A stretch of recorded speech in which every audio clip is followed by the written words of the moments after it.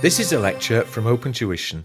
To benefit from the lecture, you should download the free lecture notes from opentuition.com. Welcome to the OpenTuition CIMA P3 Risk Management Lectures.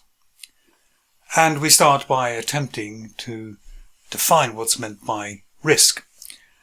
And at the top of this slide, we have the idea that risk is the quantifiable dispersion of possible outcomes from any activity. In other words, you can put a figure on it. And the quantification, the next little definition here, there's a combination of the probability of the event and its consequences. This will be expanded later, but you could have a very, very remote event, something that's very unlikely to happen. Its consequences could be substantial, but you're probably not going to lose any sleep over it because you judge the risk to be very, very low. If the risk were higher and the loss was still substantial, then you would be more concerned about that risk. But it has to be quantifiable, both the monetary amount of the loss and also the chance or the probability or the likelihood of that occurring. And typically insurance companies deal with risk. Insurance companies have all sorts of statistics about the car accident rate of, say, young male drivers between the ages of 18 and 20, or female drivers between the ages of 30 and 35, and so on. They have all sorts of statistics which they use for sickness insurance, travel insurance, so that as you get older or you have certain conditions, they work out the risk that when you're on your 2 weeks holiday, you'll actually fall ill. And of course, life insurance companies have very detailed actuarial statistics about life expectancy, say from the age of 50 or 60 or 70. Maybe depending also on your personal habits, for example, about your weight, whether you exercise, whether you smoke. If you don't have this kind of numerical information, this quantified information, then you're dealing with a situation of uncertainty, and you're much more in the dark when trying to assess the damage that might be done. You have been able to estimate the probability of this, say, bad thing or indeed good thing actually happening. But and then it tends to fall back really on how you feel, a much more subjective reaction to uncertainty. But with risk, you can put some figures on it. You have to know the types of risk, and by and large, when people talk about the risk of say an investment, they are talking about downsized risk. This is also known as pure risk. This is the possibility that you will make a loss with no chance of a gain. This is pure risk. Strictly speaking, there's also upside risk, where there's a possibility of a gain. And when you talk about risk in a kind of generic sense, it means that things could go either way. There's a risk, it's a nice risk, but there's a chance, if you like, that things go well, or a chance that things go badly. But pure risk is if only things can go badly. For example, the risk that your factory burns down is pure risk. There are really no upsides in that. The risk that an employee gets very severely injured or killed at work is pure risk. If, however, you're launching a new product, then the risk, of course, works both ways. You hope that the new product will be a success and profits will increase. But, of course, from time to time, even very respectable and well-run companies launch products which are a bit of a flop, and they don't make the profit. And you get similarly these speculative risks, these two-way risks. Opening in another country could go well, could go badly. Taking over a rival could go well, could go badly. Trying to develop a new product, will it ever actually come to fruition that you can actually sell it? So do remember what pure risk means. It means there's only the chance really of there being a loss. Risk, if you just mention risk without any sort of qualification, it can be both good news and bad news within that. Now, nothing in business will happen unless you are prepared to take some risks. If you had some money, I suppose the risk-free option you could do with that is to put it in a bank or put it into maybe government securities. But of course you get very little return there. And running all the way through finance is this idea that higher risk will merit higher return. Or the other way around, you will not get higher return without encountering and suffering and managing higher risk. And we're looking here for a kind of balance here. We don't want to risk so much that if things go wrong, it could be the ruin of the company. So there has to be conformance. We need controls over the downside risk, the chance that our venture in another country goes bad. But on the other side, we want to take advantages of increase in returns. And it's finding out where these balances are is important. And there is no single balance point. Different people have got different attitudes really about what they feel comfortable in. So some people are inherently risk averse. They would be very, very interested in making sure that the controls on the downside risk were really in position very, very carefully. And they recognize that maybe they're not going to make a fortune, but they sleep better like that. Other people are more risk-seeking. They want really the chance of making a big breakthrough, of making a big success maybe of a product being launched, and they recognize and are quite comfortable with the idea that this could all fall flat on its face. And what the company has to do is really to find a balancing point which the stakeholders, and maybe in particular with which the shareholders feel comfortable, and not to be going off at kind of radical ideas which maybe introduce much more risk than the shareholders or other stakeholders actually bargained for. Now we can look at risk and return, how much risk it's maybe worth taking for a certain amount of return here. And we'll just start here, the top left. The numbers don't really mean particularly much on it here. But here we have low risk, low return. This is just the bread and butter, really, the ordinary course of a business. This is giving some small amounts of credit maybe to a new customer.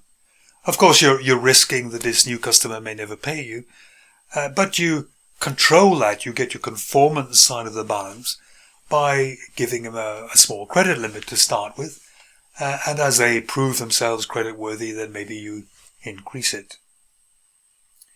So this is just normal, everyday kind of business risks, low risk and low return. Here, we have low risk and high return, and this is a kind of no-brainer, really.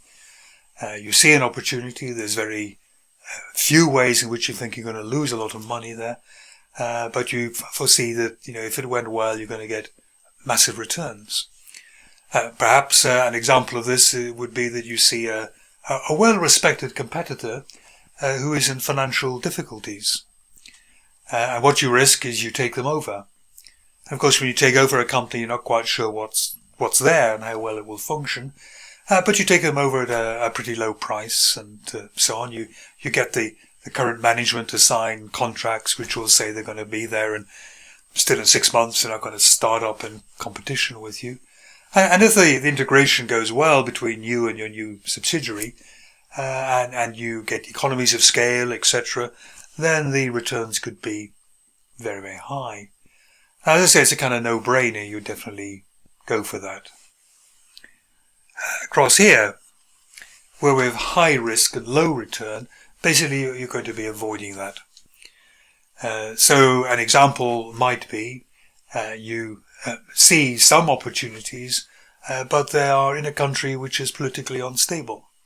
Why on earth would you spend a lot of money putting investment into a country that was politically unstable, that may even be on the verge of going to war, so the risk of losing that money is terribly high, and even if it went well, the population and the economy of that country isn't going to make an awful lot of return for you. And the final one, you're in a bit of a quandary, not quite knowing what to do. There is high risk and there is high return. And this is the sort of opportunity that might actually keep you awake at night, fretting and worrying about whether you should do this or not. So it might be, should we try to develop a fantastic new website? There's a high risk that the fantastic new website maybe doesn't work as well as we thought it would. But if it does work, then we're going to be attracting maybe a worldwide audience to our company. Generally speaking, when it says examine carefully, you would be really anxious and trying to collect more and more information to try and guide you about the risk and return before you kind of finally make the decision whether to go for the opportunity or not. Risks are classically divided into a number of different categories. And we have strategic and operational risks, and then we have compliance and reporting risks we'll see in a moment. But basically, if you ever see the word strategy here or strategic, think long term. When people talk about a company's strategy, they're talking about the long-term plan with a time horizon of something like 5 to 10 years. So this is a risk that really arises from taking almost a major wrong turning. You decide to rely on outdated technology. Perhaps that's what happened to Nokia. It had a fantastic reputation in the mid-2000s. Had, I think, about 60% of the mobile phone market. And then, of course, along came smartphones, the iPhone in particular, and kind of leapfrogged over Nokia and to some extent BlackBerry. And Nokia really isn't heard about very much more. There can be competitor action. You think a competitor isn't interested in a particular market, but suddenly goes into it, or a competitor suddenly has a price-cutting exercise and really puts a lot of pressure on you there. Maybe even a competitor pulls out of the market.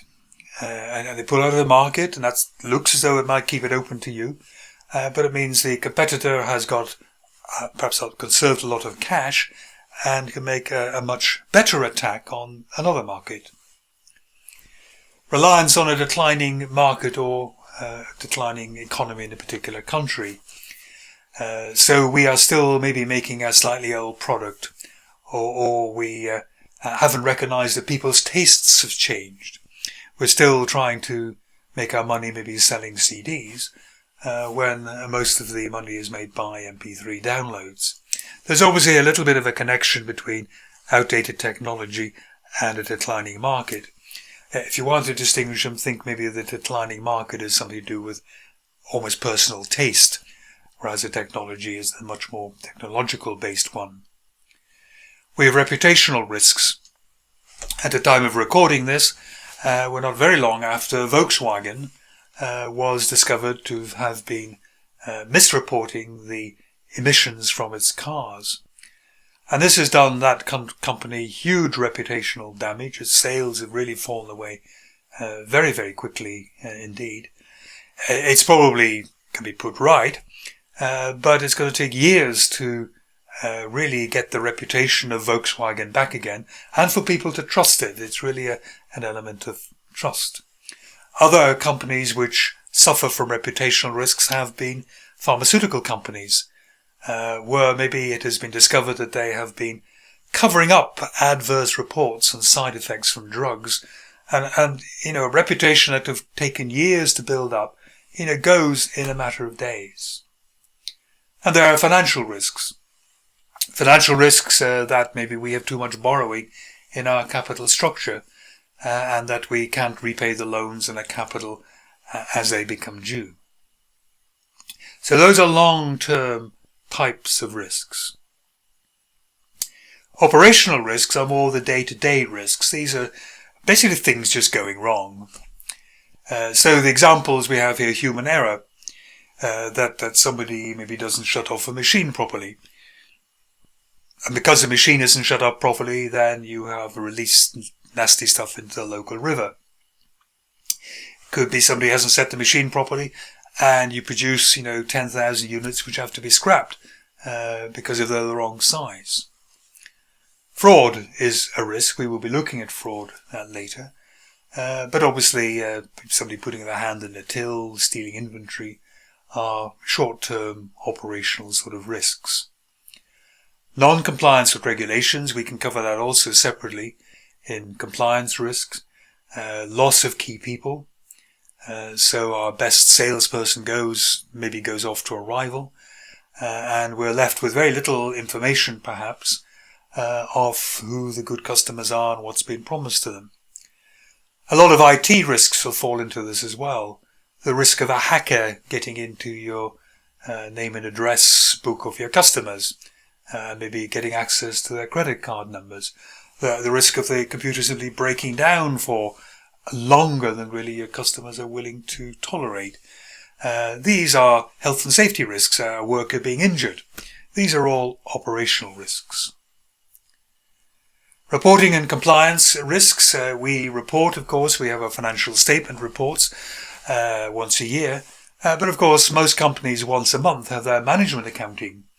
And if the management accounting is drawn up incorrectly, we have a wrong view of the profits compared to the budget, we have a wrong view of what the long-term outcome is going to be for this year, then we're going to be making wrong decisions. Or if we're not having reported properly that there's maybe a quality problem, or if somebody doesn't tell us that maybe a customer is grumbling a little bit, then essentially there's a flaw, there's a problem in the reporting which will cause risk. And the final category is compliance risk. There are more and more rules and regulations with which we have to comply, or businesses have to comply. And if you don't do this, then there can be considerable downside risks. There are fines, there are court actions, there can be damages, and you could even lose your right or license to operate as a particular sort of a business. So these could put you out of business. We have a couple of slides now just listing a great collection, if you like, of different sorts of risks. Don't, for goodness sake, learn this risk, or this list of risks. The list is here simply to kind of open your imagination a little bit about all the various directions that the slings and arrows of outrageous fortune can come at you from. So we have environmental risks.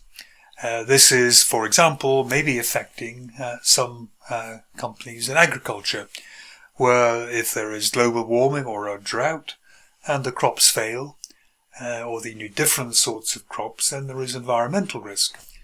The other type of environmental risk is, of course, that you are releasing stuff into the atmosphere, into the water supply, which is going to cause damage. Economic risks. Interest rates go up. You're selling goods which are discretionary goods. People don't have to buy them. And if people are having to pay more for their mortgage or worried about their job because of the bad economy, they'll cut back on what they're buying from you. Competitor risk. A competitor suddenly has a breakthrough and comes out with a fantastic product. Again, you're going to be in some difficulty. Product risk. Maybe it has to be withdrawn. From time to time we have programs where cars have to be withdrawn because the airbag is liable to go off for no particular reason. Commodities, supply and price. Some commodities, some rare earths, for example, they are in short supply. Maybe the supply comes from one or two countries, and these are vital components in what you're making. You are liable to maybe have price shocks, or maybe the supply is cut off. Political, cultural, legal, for example, a change in government, and the new government suddenly doesn't want to spend public money as much. Or a law is passed which says something about a minimum wage, and suddenly your profits are being squeezed. Financial risk, currency, interest rate, and so on. We have a whole two sections on that later.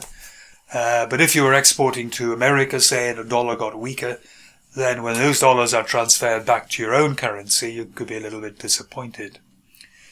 Investment risk, the investment goes down. IT risk, we've talked about already. Knowledge management. A lot of knowledge and information is held in people's heads. And when these people go off and join a competitor, they take this information with them. Not only does it help the competitor, but it leaves you with a bit of an empty cupboard when it comes to knowing perhaps what customers want and appreciate and what they've been promised. Property risk, the risk that it is damaged, the risk that it loses value in some way. Health and safety, kind of plain really, people getting hurt. Customers, staff would be the main ones. A trading risk, perhaps someone doesn't pay you, or perhaps the goods get lost in transit. Resource risks, you can't simply recruit enough people. And for some professions, in the UK engineering, a great shortage of some types of qualified engineer that's really holding back some companies. Organizational risks. An example might be if you have many tiers of management, what's called a very tall, narrow management structure. It takes a long time for information from the bottom, and maybe it's the people at the bottom who know a lot, to go up through these layers of management. Each time it goes through a manager, it's being interpreted and kind of rebroadcast. And by the time it gets to the person at the top, the message is entirely different, and it's taken a long time. Fraud risks, that's okay. Property risks, kind of a little bit close to fraud, but giving maybe a customer a bribe to place an order with you. And of course there are in many countries ferocious fines and legal problems will arise if you're caught doing that. And reputational risks we've talked about. Risk appetite is a very important concept here.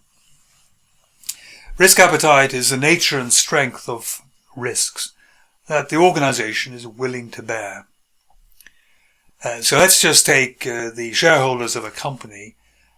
Are they shareholders who are risk-seeking, or are they risk-averse? And again, as I said, there's no right and wrong answer to this.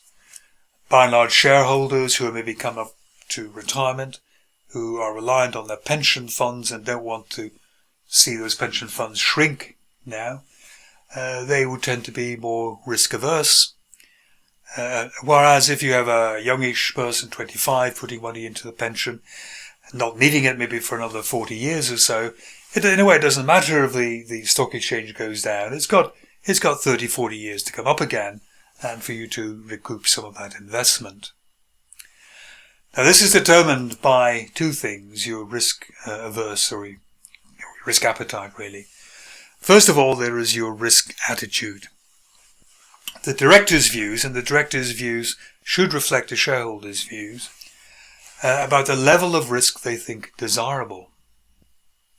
Are we a company which does gamble a bit, or are we a company which is very, very conservative really on the sort of investments we will make? But the second component is your risk capacity. How much could you bear to lose really? So let's say you had $100,000 in the bank, and let's say there was a famous horse race coming up, and the odds in the horse race, or one particular horse, was 100 to 1. So high risk of losing. And you have £100,000 in the bank there, so you could afford to lose 1,000 without hardly feeling it. So you could argue that many people who like a bit of a gamble might be attracted to odds of 100 to 1, and because they'll barely feel it, they've got a very high risk capacity, they could be quite happy to put £1,000 on a 100 to 1 horse. If, however, that same person only had £1,000 in the bank, the chances of them gambling all of that £1,000 on that 100 to 1 horse is very small. So it's how much can you bear, but then at the same time there are also some people who might even see odds of 2 to 1. and it wouldn't matter that £100,000 in the bank. They wouldn't even bet £100 because they're simply not into gambling. They don't even like very good odds, or maybe 2 to 1. So remember, risk appetite, the amount of risk that the organization is willing to bear, depends on the attitude of the people and also how much they can bear, really, without getting into serious trouble. Finally, in this chapter, we'll just run down the benefits of risk management here. First of all, more predictable cash flows. Cash flow forecasts are, of course, very important in businesses to make sure you stay under your overdraft limit and so on. But if you're taking risks with investments, or if you're risking large fines, or if you're risking making substandard material, so it has to be come back and reworked, and those customers abandon you, then your cash flows are going to be very erratic. Risk management does imply well-run systems. We have to know what's happening in the organization. We have to be able to control it and measure it in some way. And generally speaking, a well-run system is going to be better just in general management. Risk management, part of risk management is saying, well, what are we going to do if the worst does happen? If there is a bit of a disaster. And part of risk management is saying, right, this could happen. Let's put some fallback or emergency arrangements in place. And then if bad things do happen, you can probably keep trading. There's greater confidence among investors, employees, customers, suppliers, partners with whom you might have a joint venture and so on. And generally speaking, if there's greater confidence amongst investors here, this will mean that there's a lower cost of finance. If you go along to a bank and you ask for a loan, one of the major determinants of the interest rate is the bank's perception of risk. So you are starting a new business up, you've got no track record and you need a loan, interest rates are liable to be fairly high. And indeed, if you're going to get equity investment, the equity investors would expect or hope for a fairly high return.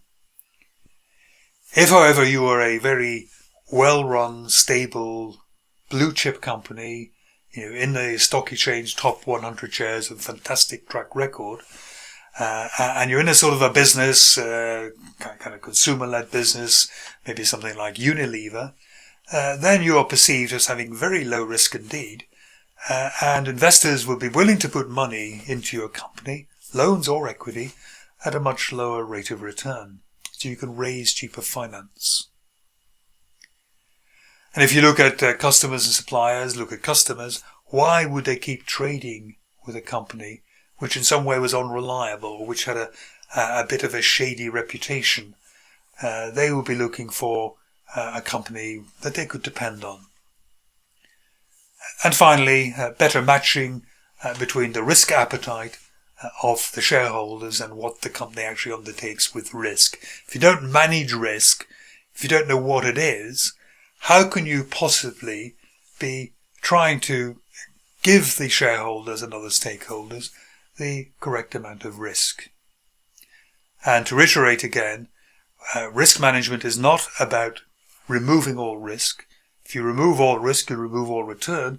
You just be putting your money under the floorboards. Maybe that's not even risk-free.